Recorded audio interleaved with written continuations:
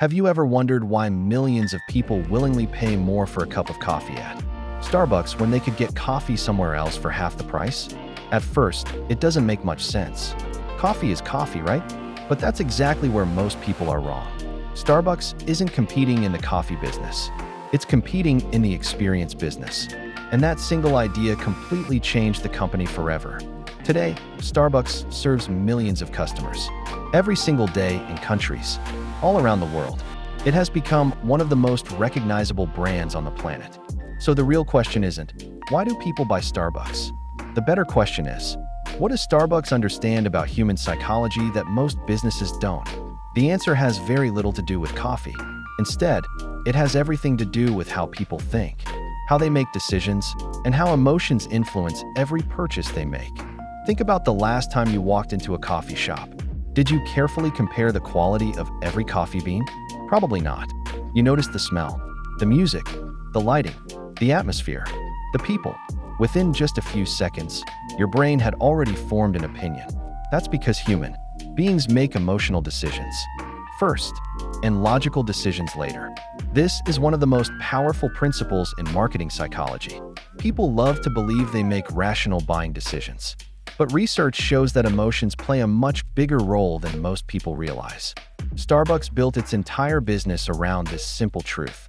Instead of asking, how can we make cheaper coffee? They asked, how can we make people feel better? That one question changed everything. When customers walk into Starbucks, they're not just entering a coffee shop. They're entering a carefully designed environment that makes them feel comfortable, welcome, productive, and even successful. Every detail is intentional. The colors, the furniture, the music, the lighting, even the way your name is written on the cup. Nothing happens by accident. Everything is designed to create an emotional connection. And once a customer feels emotionally connected to a brand, price becomes much less important. That's why people happily pay more without feeling like they're spending more. They're buying much more than coffee. They're buying the feeling that comes with it. This brings us to one of the greatest psychological masterstrokes in modern business history, a concept Starbucks calls the third place. Howard Schultz, the visionary leader who built the Starbucks empire, realized a profound human truth. People don't just need a place to live, which is their first place, and a place to work, which is their second place. They desperately crave a third place, a neutral ground where they can relax, escape the stress of daily life, study, or meet friends without any pressure. Starbucks didn't just design a coffee shop. They designed a sanctuary to lock you into this third place. Starbucks triggers your brain's habit loop through sensory architecture. The moment you approach the door, the rich aroma of roasted coffee hits your brain. This specific scent isn't accidental. It is scientifically proven to reduce stress and trigger feelings of warmth. Next, look at the layout. The lighting is strategically soft in seating areas to make you feel safe, but bright near the cash register to guide your focus. Even the music is carefully curated. Starbucks plays low-tempo, jazz and acoustic playlists that sync with a relaxed heartbeat. This environment triggers an automatic psychological loop. Cue, the smell and environment. Routine, buying coffee and sitting down. Reward, feeling relaxed and productive. Your brain associates Starbucks with comfort, turning a simple purchase into a powerful daily habit. But the psychology goes even deeper. It taps into your sense of identity. When a barista writes your name on that cup, it does something fascinating to your brain.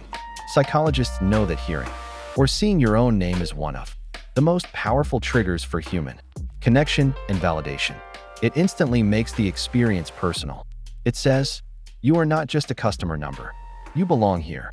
Combine that with endless customization, where you can order a Vinny, half-sweet, oat milk caramel macchiato, and Starbucks gives you a sense of ultimate control and status. You aren't just drinking coffee. You are expressing your personal brand. By mastering the third place, the habit loop, and the psychology of identity, Starbucks successfully decoupled their prices from the reality of coffee beans. They made you fall in love with the experience. But this is only the beginning of their psychological playbook.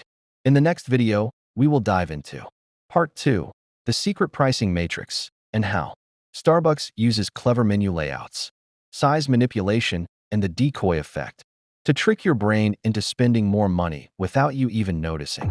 If you want to unlock the hidden psychology of business growth, make sure to hit that subscribe button and turn on notifications. See you in part 2.